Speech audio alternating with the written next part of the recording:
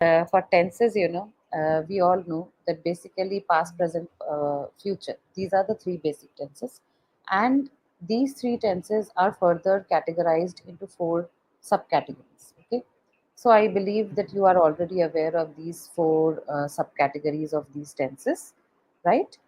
The one basic thing Yes. which, yeah, can you hear me? Yeah. Can you hear me? Am I audible? Yes, yes, yes, yes. Actually, for once your Yes. video got off. That's fine. So, Mhm. uh, one thing which we have to understand is that the greater role is played here by the verbs. So, we have to Mhm. understand their different forms of verbs. Basically, the main verbs, the principal verbs which we talk about, they have their different forms. So, we need to understand that in which tense, which form of verb we need to use. Okay, I'm going to share my screen here, and I hope you will be able to see this. Is it visible? Yes, it is. Okay. Now, see, this is just randomly I have put over here. So, basically, just for the convenience, I call it V1, V2, V3, V4, V5. But you can place them according to your wish, no issue. So, a verb has, as I said, that it has five different forms. So, Mhm. I'm talking about here that this is the base form: go, do, speak. The past form: Mhm. go, went, and the past participle form: gone. Then we have the present participle form, which ends with ing. So going, Mhm. doing, speaking, these are the present participle. And then comes the singular form of the verb. So singular form and base form, both these form of verbs are used in simple present tense. Now, as I said, that every tense has four subcategories. So it's simple present tense, present continuous tense, present perfect tense, and present perfect continuous tense. And with one single sentence, I have shown the difference here, that what is the difference between all these four. So I hope you are already aware of this. You told me that you are facing difficulties specifically in past tense, right? So we will move to Mhm. past tense. What are the four different categories of past tense? Here it is: simple past tense, past continuous tense, past perfect tense, and past perfect continuous tense. Okay. Now, simple Mhm. past tense we use when we are referring to any past event, any past action. So, we just use in simple past tense, remember, we always use the second form of verb. Okay, Mhm. if Mhm. you remember this one, past form, read, went, Mhm. did, spoke, ate, wrote, Mhm. read, fought. This form we use in simple past tense. So the sentence construction will come as subject, then second form of the verb, and then the remaining part of the sentence. It can be object, it can be Mhm. the other part, anything. So, as I said, the easiest thing in simple past tense is that you don't have to rely over whether the subject is singular or whether the subject is plural, which we have to be very conscious while making sentence in present tense. Okay, because in there, if the subject is singular, we will use a different word. If the subject is plural, we will use a Mhm. different word. But here, it's very easy in Mhm. simple past that whether it is singular or plural, we are going to use the second form. So that's how we frame sentence. She went to the park yesterday. We ate noodles in the Mhm. morning. Shah Jahan built the Taj Mahal long ago. Okay, that's all. Now, if I'm using did, so remember that did I'm already using, which is a second form of the verb. Along with Mhm. did, any verb if I use, that has to be in its base form, because uh, did, because I'm using already in the second form, so I cannot use another past tense with it. So I will be using the base form of the verb Mhm. only. So here I'm explaining the negative sentence, but if you have to frame a positive also, just remember that you will be using did plus V1. So she did not Mhm. complete her homework. We never say she did not completed her homework. That will be wrong. Okay. Mhm. If I say they did not played the match, that would be wrong. Mhm. It will be they did not play the match. Or if I have to Mhm. convert this into positive, I can say like they did play the match. She did complete her homework. All right. So Mhm. did is Yes. coming here as a helping verb, and complete is coming here as a main verb. So with Mhm. did, always remember that we will be using the base form of the verb. Clear? In case Yes. I have to frame a question sentence in simple past tense, then just remember this did will appear right in front of the sentence. So I will begin my Mhm. sentence with did, and then the remaining part will follow. Did they play the match? Did he call you yesterday? So this is how I'm going to frame a question sentence in simple past tense. Clear? Mhm. Mhm. So if you have any doubt, you can ask me. Okay, you can interrupt me in between. Yep. No problem with it. Coming to past continuous tense, past continuous tense we use when we are referring to an action which was happening in the past event and which was going on at that time. Like the action was still going on at that point of time. It was not completed. So we refer to continuous term. Now the sentence construction is that if the subject is singular, then we are going to use was. Here also we Mhm. have a combination of two verbs. One is helping, another is main verb. So we will be using was, and V1 plus ing is actually V4, which I call present participle. Okay. So this is present participle with the verbs which end with ing form. So Mhm. that's how I frame sentence in past continuous tense. He was sleeping. I was cleaning the house. So here you see that the subject is singular. So we are using was. If the Was. subject is Mhm. plural, or if the subject you have you in the subject. Now remember in English you can refer to multiple people. You can refer to one single people also, person also, right? So we Mhm. would always use were along with it, plural or Mhm. verb, and then V4. So you were talking to your mother that day. They were laughing at him. So these are all are denoting past activity in the continuous form. So we are using were along with you or plural form of the subject. Clear? Mhm. Yes. In case I have to frame a negative sentence in past continuous tense, then I will just use was or was not or were not. So she Mhm. was not running after the bus. The children were not sleeping.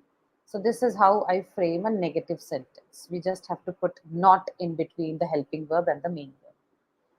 In case I have to frame an interrogative sentence, means if I have to frame a question sentence, then I will just bring that was or were at the beginning of the subject sentence. Mhm. Mhm. So I'll just begin my sentence like, was he playing in the in the ground? Were they traveling in the car? So this is how I'm going to frame interrogative sentence. That means question. Now, moving on to the past perfect tense. Past perfect tense means when and at the past moment any action was done, completed. So, Mhm. we use past perfect tense to refer to those incidents. So, here remember that we will be using had irrespective of any subject whether it is singular or plural. We just have to use had, and along with had always use v3. V3 means the past participle form of the verb. Past Mhm. participle form means this form: gone, done, spoken, eaten, written, read, fought. This one. Okay, v3 past Mhm. participle. So here it is.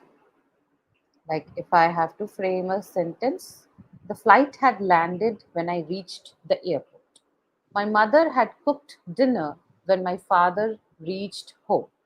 So here you see that had landed, had Mhm. cooked. So this is how we frame sentences. Even if the subject is singular or plural, whatever it is, we are only going to use had and then the V3, third form of the verb.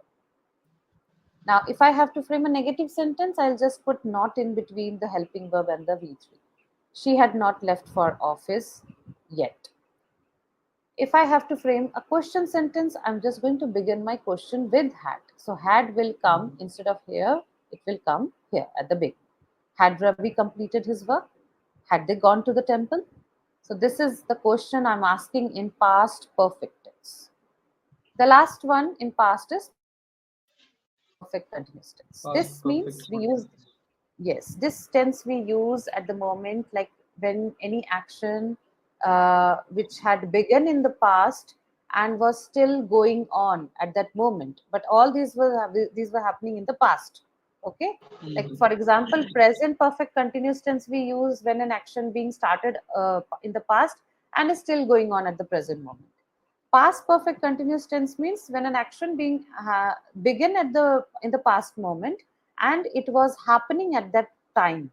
So if I say the girl had been flying kites since childhood, so I meant to say that she had been, like, since childhood she knew how to fly kites. Mm-hmm. So the Mm-hmm. framing of this sentence will be, we just have to add been here and the ing form, that is the fourth form of the verb present participle. Okay. The girl had been flying kites since childhood. They had been living here for many years. For example, you had stayed in Lucknow for a very long time, but now you are residing in Delhi. I'm just giving you a situation. So Mm-hmm. you would say that I had been living in Lucknow for many years, but right now you are living in Delhi, right? So now you are not living in Lucknow. So this is how we frame sentence in past perfect continuous tense. If you need to frame a negative sentence, I would just bring not in between. He had not been doing well in maths. That means in mathematics he hadn't been doing well. He was not scoring good in maths. Okay. Mm-hmm. So, Yes. yes, so this is all about the past tense. Okay. Now, I hope that the sentence construction will make some sense, that how you need to frame sentences in these tenses. But I personally believe that when I listened to you, I didn't find any, uh, Yeah. you know, like Um, deliberate Regularly. mistake. I But would rather say. yeah, but I know, and of course it's a good revision. Thanks for that. But actually, when we speak, I don't know like why we make mistakes, and because we don't live in such environment and we don't listen to English always. So that's why unintentionally or unconsciously it Yes. happens. Yeah, Yes, sometimes. yes. This will happen, even while speaking in our mother tongue. You would see Mhm. that even while speaking in mother tongue, we do sometimes we make mistakes. You know, Exactly. basically in the gender, like defining thrilling, pruling jab aata hai, then you would be seeing that we would make a, you know, A certain lot, of mistakes. course. Yeah, when Yes. we speak in general, we are not when we create content. Of course, I'm not able to speak Hindi well, Mhm. even though I'm Mhm. a native speaker of Hindi. So that's how it happens Okay. because I'm afraid, or I'll Mhm. make more mistakes than Mhm. English compared to Mhm. English. So yeah, it Like, happens. I It's mean not. to say, any language, which like your vernacular language in which you Mhm. speak, you would see that even there also at times, while speaking our mother tongue, we do make mistakes. It's not something that Mhm. every time we go very fluent with our mother tongue. There would also we would be making some mistakes. So those things are not deliberate, I would say, because we are aware about the language structure. Basically, Mhm. this grammar part is something which is the, I believe that it is the skeleton of the body. If English is Mhm. the language, then grammar is what? It's the skeleton. So we need to understand the functional part of the language, and definitely we can upgrade our language with the help of vocabulary, right choice of words, with the correct pronunciations, and all those things. Those will be definitely there to help us. But yes, when you are speaking, when you are having conversation, so we do need to take care of the tenses while framing sentences, Yeah. right? Yes. Okay. So for this session we have this topic, honesty is the best policy. And like, I would like to know what is your opinion on that. Do you still believe in this world, uh, you know after spending so many years on this planet? Do you think that honesty is the best policy? Yes, I believe honesty is the best policy always and forever. It would be there. So, but yeah, nowadays it is Kali Yuga, so you have to suffer even though if you're honest enough. So because the people are not honest to you, and if you are honest to others, but what we say, like, somebody is observing you, that's the supreme lord. Okay, so if you are being honest and doing things, so you'll get greater results in next birth.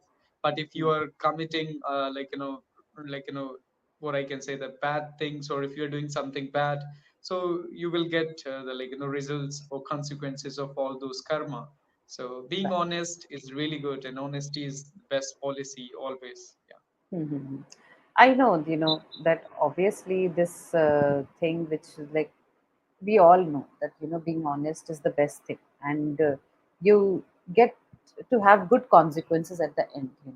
But I still also like feel that after spending so many years, like, being into like, we had been in school, and then we had our career. So I believe that, people do become dishonest at one point of time, after working for Yes, so long. exactly. uh, And sometimes they think like, why bad things like, happen to good people, even though I'm honest, but why it right. is happening to me? So then they Yes. think like it's better to be dishonest. The people who are looting others, they are happy enough. They see like that. So yeah, Right. exactly. So in that way, some Yes. people fall into all those things and they start doing all those things. And nowadays, uh, if you're doing a job or if you are under somebody, you have to follow their rules and regulations, even though if you're not, Absolutely. you know that it is incorrect. If you're a Mm. lawyer, you know that the person is a victim, but you have to prove that he is not a victim at all. So like, Mm. such kind of things are there. Absolutely. That's the wonderful thing which you said, that is true. That the reality, but still you have to overlook that, and you have to continue moving on. And for that, I believe number of people are now being dishonest because they know that what would be the consequence. Ultimately, I will only have to suffer. So I think that is the reason that, nowadays people are coming up. But I believe that still has a sort of limitation. Like, you can be Mhm. dishonest to a certain limit. You cannot completely sell yourself. That's like, you cannot completely sell your soul, in the world, and tell people about that how honest you are. So like, Ashutosh, like, I would like to ask you, like, have you ever been dishonest? And if you have ever been dishonest, like, have you ever felt guilty about it? Dishonest, like, in that sense, I wouldn't say like I have been dishonest. And if I Mhm. have been dishonest, I don't have guilty about all those things, because I was not Mhm. dishonest in like, such cases where it was really bad, and I would think a lot about it, that why I Mhm. have done like that, why I just, wasn't really honest with him or her. Mhm. Most of the time I'm trying to be honest, and I don't want to have a lot of uh, deep relationship with the people. Honesty is all about when you have really good relation with someone and then you are like, being dishonest, it Mhm. hurts them a lot. But for Right. me, it doesn't hurt me because I don't want to. Nowadays, I feel like, what is dishonesty actually?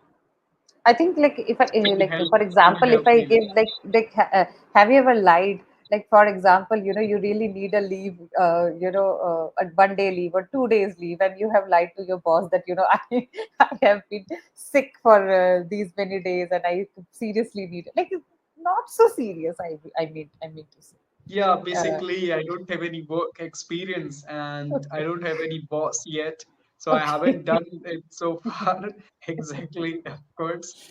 All So right. I'm in that sense, I'm Never self-employed. in I school or college, like, never school, of happened to course, school. you have to say for taking like, no leave. Sometimes Mm-hmm. you have to pretend to teachers that many times in school, many times, that Mm-hmm. when my course was not like, complete, I would say, sir, I am sick and I just, I have headache. I would pretend to be sick and I would come to school. So that was very common because I was not good in completing like, the course.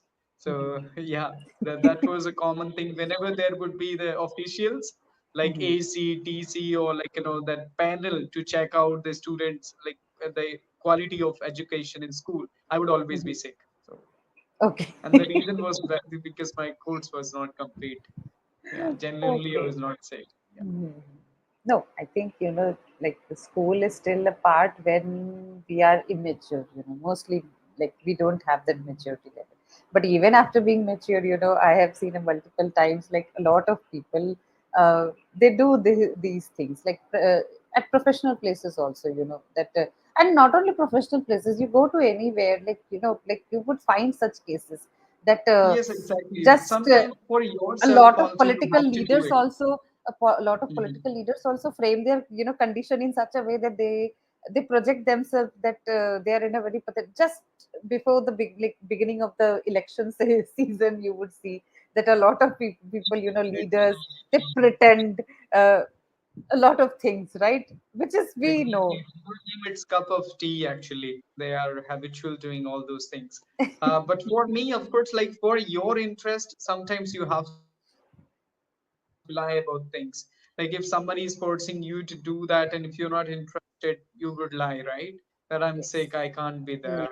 I'm sorry. Mm, Like if somebody is true, inviting you true. to the party, you would say, I'm sorry, actually, I'm busy. Can I skip that? Mm, So maybe you're not busy, but you don't want to be there. So in some cases, you have to say yes, like that. yes, right. That's what, absolutely.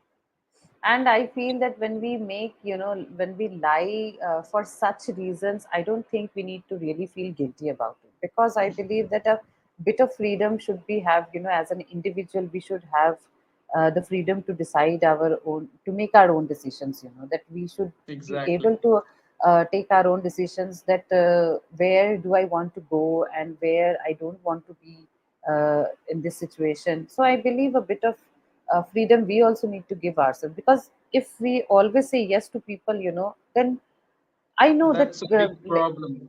So that's yes. what, I heard that it's very important to have, vitamin N, that saying no to the No. people. Yeah. Right. Yes, exactly. If it's not there, you will be the, the part of really, things, a lot of things where you're not interested. Because if you say, like, I'm free, then somebody would say, oh man, come on, just, come with me. And if you're not True. interested, say that, oh, I'm busy, I'm sorry, even though if you're not. So in Yes, that yes. case, this is happening. even So it's even really prone to. professionally also, these things happen a lot. You're working in an organization, in an institute or office or wherever. People, they usually, like, there is a saying, no, that straight trees are cut first. So that's what happened. Like, if you are Mhm. always welcoming that, yes, yes, you will be overburdened with work. Like, such things do happen nowadays, I have seen that. And Exactly. The people, they do such kind of mistakes. In the beginning, they say, okay, yes, I can do this as well. I'm good in this skill. And after that, they feel, oh, it's like a lot of headache for them. So, right. yeah, That's absolutely like that's what I meant to say. And I personally feel that for such reasons, we need not to feel guilty at all. Because if I'm not ready to be present at particular situation, if I think that I won't be doing justice to that particular thing, so it's okay, fine, that if I lie that I cannot be there, I cannot attend that party, or I cannot go that day. So that's, I believe, that's the decision which I have taken, and I shouldn't be feeling guilty about it. I feel that. exactly. Yeah, and in many cases, like people will ask you money, right? And Yes, yes. Even such situations also happen where, like, maybe you helped once, twice, but then that becomes a habit for them, that some people do have habit of asking money every time. I feel that. And, at one point of time, you need to realize that you have to say no. If you don't say no to these people, then it becomes very yeah, difficult for you to survive. Right? exactly. So then you have to say like that. Of course, we sometimes we have money, but for specific things. Sometimes we are collecting money for something, but somebody asks you, so you can't say I don't have, but you would say no, I'm sorry, I don't have. So specifically not for that reason. If I would give you, then why? Yes. Like what I would do if I'm just looking for something, right? Right, right, right. I think, if you are like, if everybody thinks in a way that I have to save for this situation, then I believe you will never fall into this situation that you will have to ask money from somebody. That if you have been saving on a daily basis, you won't fall. But yes, sometimes for emergency purpose, it does happen that you need a wholesome amount of money for, for certain things.